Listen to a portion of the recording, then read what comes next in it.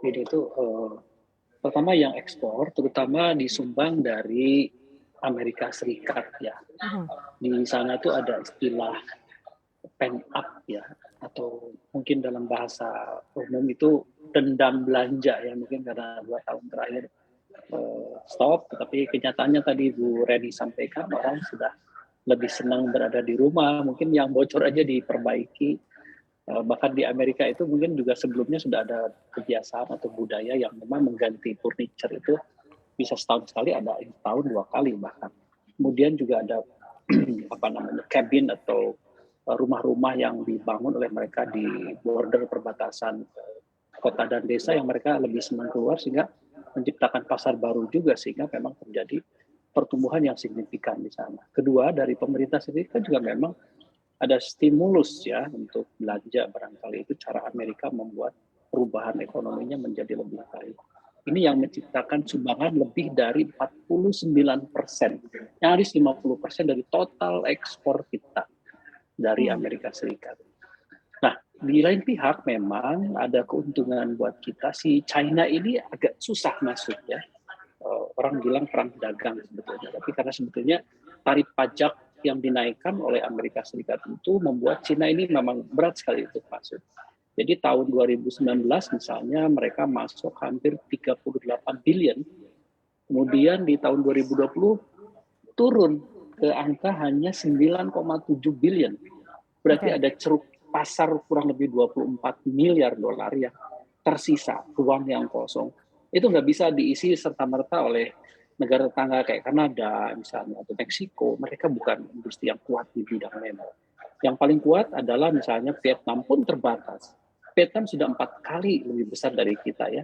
Dia udah 12 miliar dolar memasok, tapi udah sangat kalang kabut ya. Kemudian Malaysia. Nah, sebetulnya kita ruang yang terbesar yang masuk karena ruang dan SDM sama sourcing-nya kan cukup kuat kita ya. Sehingga tadi saya mengatakan Baik. sampai 2024 ini momentum pertumbuhannya akan terjadi ya. Kemudian yang domestik tadi Bu katakan. Lihat saja impor kita naik sampai hari ini di angka 1,1 billion. Artinya pertumbuhan yang lebih tinggi dari pertumbuhan industri mebel untuk ekspor. Ya, Oke, artinya baik. hampir 15 triliun kan itu. Ya, artinya pasar dalam negeri juga sangat besar sekali. Oke, saya ingin minta tanggapannya ke Bu Reni. Bu Reni, tadi Pak Sobur mengatakan masih ada potensi ceruk pasar nih yang masih bisa diambil. Nah, sebetulnya apalagi sih yang bisa kita maksimalkan gitu untuk merebut pangsa pasar, khususnya negara-negara potensi tujuan mana saja nih yang bisa kita perluas ekspor? Ya, tadi disampaikan Pak Sobur, memang dengan adanya perang dagang Cina Amerika ini kita bisa memanfaatkan itu khususnya untuk ekspor, karena memang dari kalau untuk industri mebel nasional ini memang industri yang berorientasi ekspor ya Pak Sobur ya, karena Ya, memang dia untuk yang dalam negeri saja memang hanya sekitar 18%, Mbak. Jadi hampir 82% memang orientasinya ekspor. Tugas kita adalah bagaimana ke depannya ekspor ini lebih meningkat lagi ya Pak.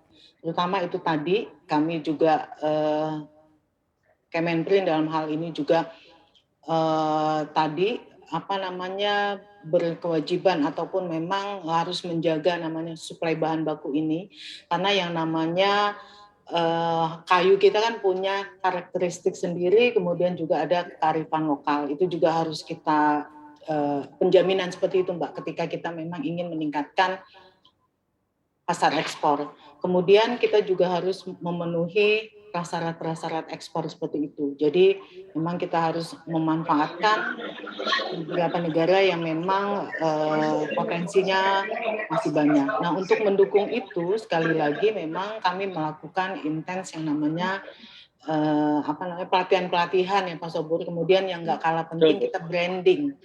Branding sebenarnya Mbak, bagaimana produk kayu kita juga, mebel kita juga memiliki keunikan tersendiri. Kemudian juga yang tidak kalah penting juga bagaimana kita melakukan promosi yang masif untuk menanamkan mindset konsumen itu konsumen lokal, kemudian juga diinikan dengan pasar ekspor, bagaimana memang